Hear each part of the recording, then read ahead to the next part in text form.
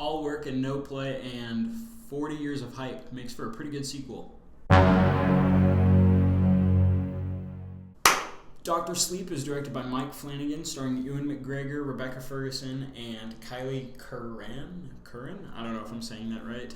And it is a sequel to a movie that came out almost 40 years ago. The Shining was released in 1980 in the summer, and we finally get Dr. Sleep, which came out, it actually came out today. I got to see the premiere of it, and I'm really glad I did. The book, it came out 6 years ago, a little bit over 6 years ago, so it's actually pretty quick for getting it into theaters. But I just want to say I love this movie.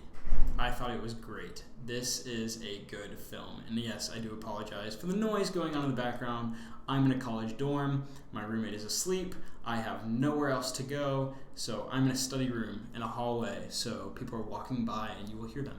Anyways, back to the movie. This movie's good. It's really good. I enjoyed it a lot.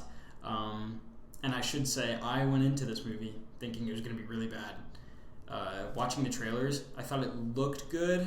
I really wanted it to be good, but I gotta admit, I was expecting to walk out thinking, where did 2.5 hours just go? Like, thinking it was horrible, and it ended up being like the quickest 2.5 hours in a movie I think I've watched.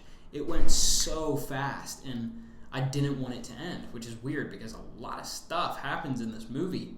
And it seems like, if I were to sit here and tell you everything that happened in this movie, it would take me 2.5 hours because a lot of stuff happens. But it's a good movie. I gotta give it that. I mean, it takes place 40 years after the events of The Shining. So if you haven't seen The Shining, you're not gonna understand this movie. Obviously, it's a sequel. The Shining is a family is watching, the dad gets a job watching over a hotel during the winter while it's shut down, and their son has a special telepathic, I don't know if that's the right word, telekinetic gift, and he calls it the Shining, and he can see ghosts, he can communicate with people without even using his mouth. That's what one of the characters says in the movie. But this movie, Dr. Sleep, is him all grown up. So we get to see him. He's kind of become like his dad. He's a drunk. He knows that other people out there have The Shining, and he still talks to one of the guys that had The Shining in the first film. And I won't say anything upon that if you haven't seen that movie. But he knows that there's someone out there, and he is talking to her which I was kind of shocked to see. I haven't read the book, but there's like an 8-year gap. The first 20 minutes of this movie sets up, and it's like 8 years later. Oh, didn't know that was coming, but okay. So 8 years later, he knows that some people out there also have The Shining. He knows some people are stronger. They can shine stronger is what they call it. And Rebecca Ferguson's character, or I should say Ewan McGregor, plays Danny Torrance. And Rebecca Ferguson's character is a cult leader in this movie. She and her cult, it's really weird how they put it. They eat the people who shine, but they don't like physically eat their body. When someone who shines dies, you can see like a steam escape from their mouth, and they eat that steam, and her cult has done something so it's like they can live as long as they keep feeding off of the steam of shiners. So that's what her character leads in the movie. She leads that cult. And Kylie Curran, I think I'm saying her name right, is the new strong shiner of the movie. That's who Ewan McGregor communicates with, or I should say Danny communicates with in this movie. She plays Abra. And Rebecca Ferguson's character, trying to think, Rose the Hat, very strange name. Rose the Hat is trying to get Abra throughout this whole movie. That's the long plot version of this movie. You can read a synopsis online. It's way shorter than that. But do not read spoilers of this movie, because like I said, I went to this movie with horrible expectations, thinking it's going to be bad, and I walked out of it. I shouldn't even say I walked out of it. 5 minutes into the film, I was like, This is great. I love it. Heck, even the opening logo. The opening logo is the exact same as what they used in Stanley Kubrick's The Shining in 1980. The Warner Bros. Logo, and it's the box on the screen. It looked pretty neat. They used the original Shining intro music. That was pretty cool. There's a lot of nostalgic stuff. There's a lot of references to Stephen King's other works, like The Dark Tower. There's a lot of noticeable ones like that. And I have read the Shining book, and the Shining movie. I can understand where Stephen King says he hates the movie because it's nowhere near the story in his book. I mean, it's close in like the Overlook Hotel, family trapped in there, and that's about it. I mean, the movie's like psycho dad. The book is like ghosts that feed off of shiners. And reading the book and watching this movie, they did a really good job of tying that in, and I can understand why Stephen King now said that he approved of this movie over The Shining back from 1980, because it actually includes some of his stuff from the book. And I'm really glad I read the book because I knew where things were going when something would happen. Like later on in the film, Ewan McGregor's character does something that like they never show in the original Shining, but you'd think they would if you'd only seen the movie. And I knew exactly what he was doing because I read the book, and it ends up being a bigger part of the film. And if you go see it, you'll understand.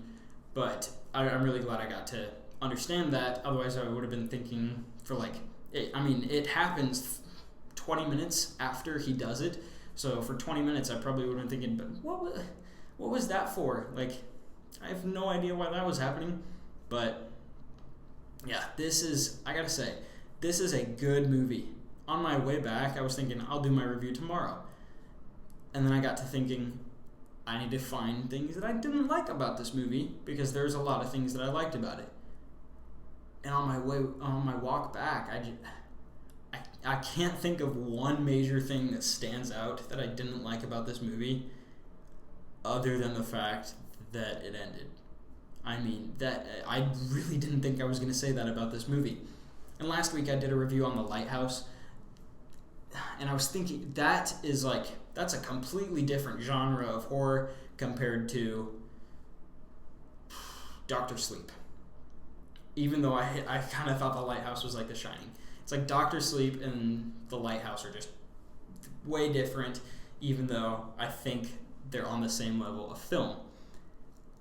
And the only concrete thing that I could think of that I wasn't a fan of in this movie was how it was shot. It just seemed like a basic movie, like oh, here comes the big battle at the end. But I guess that's my only complaint. It wasn't an artsy film, and I really like artsy films, but that didn't really matter to me. I loved this movie. It was great. It was awesome. Go see this movie. It's freaking awesome. Dr. Sleep marks the third Stephen King adaptation that we get in 2019, and it's definitely the best one.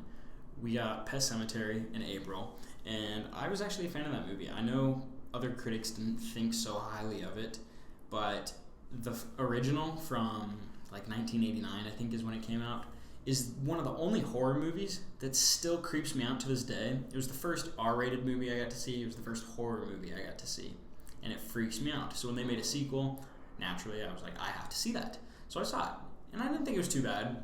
I had some flaws with it, but this isn't a review for Pet Sematary. Then we got It Chapter 2. I've read it, the entire 1,400 page book. It's very long, great book. I wasn't a fan of Chapter 1.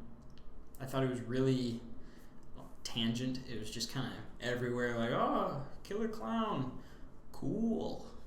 But I mean, It Chapter 2, I gotta say, it was better. It was better than the first one. It wasn't great. It wasn't horrible. It was much closer to the book. I liked it a lot better than 1. It was a bit more sci-fi, and I can understand why lots of people didn't see it or enjoy it as much as the first one did. But this one's great. Like Dr. Sleep is. It is probably, I haven't even read the book, and I gotta say, it's probably his best book to movie adaptation. Like, you read a Stephen King book and it's just out there. You're thinking, like, the author of most of his books are definitely cocaine. They're weird, but they're not bad. They're good. They're entertaining. They have a good story to them. It's impossible. It would be impossible to take the story of it and put that on the screen. It's too weird. It's too out there. It would be a 10-hour movie for the first part. There's so much stuff that happens. I can't say the same for Dr. Sleep because I haven't read the book, but The Shining, there's a reason that it's different in the movie. It's a weird book, and I don't really know how they could have done that in 1980 because, I don't think they had the good technology to show that on the screen yet. It would have looked really cheesy, and it wouldn't have done nearly as well as it did in box office. But this one knocks it out of the park. It's entertaining. It has the sci-fi, it has the like thriller horror moments in it. He goes back to the Overlook Hotel. If you think that's a spoiler, it's in the trailer. He goes back to the Overlook Hotel, and it's kind of spooky to see like the place where he was as a kid. Even though it's just a movie, it's like, that'd be really freaky. Thinking you'd never go back to the place where all of this stuff happened as a child, and then you're the one who has to go back there. And it's a good Stephen King adaptation. With all that being said, and I can't believe I'm even saying this, but I give Dr. Sleep an A+. One more thing before I let you go. The acting in this movie is great.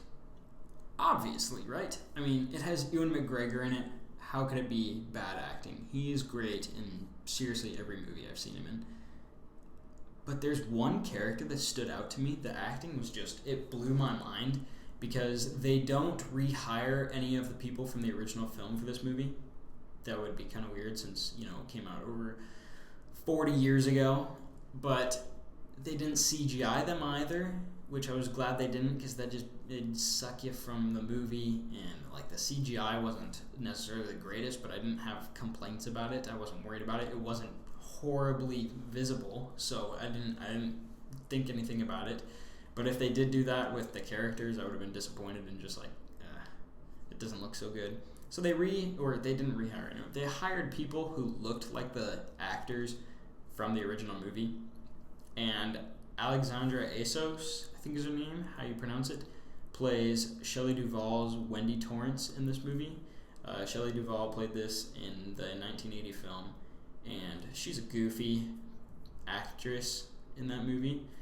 And this Alexandra chick nailed it to a T. Like, scary. It is weird how good her impression of Shelley is in this movie. It was like one of the best parts of the movie. Watching it, I had to sit back and think for a second, like, are they related? They don't look alike, really. But her mannerisms and the way she moved and the way she sounded, it was perfect. It sounded so good and it looked so good. Not so much for the kid who played Little Danny.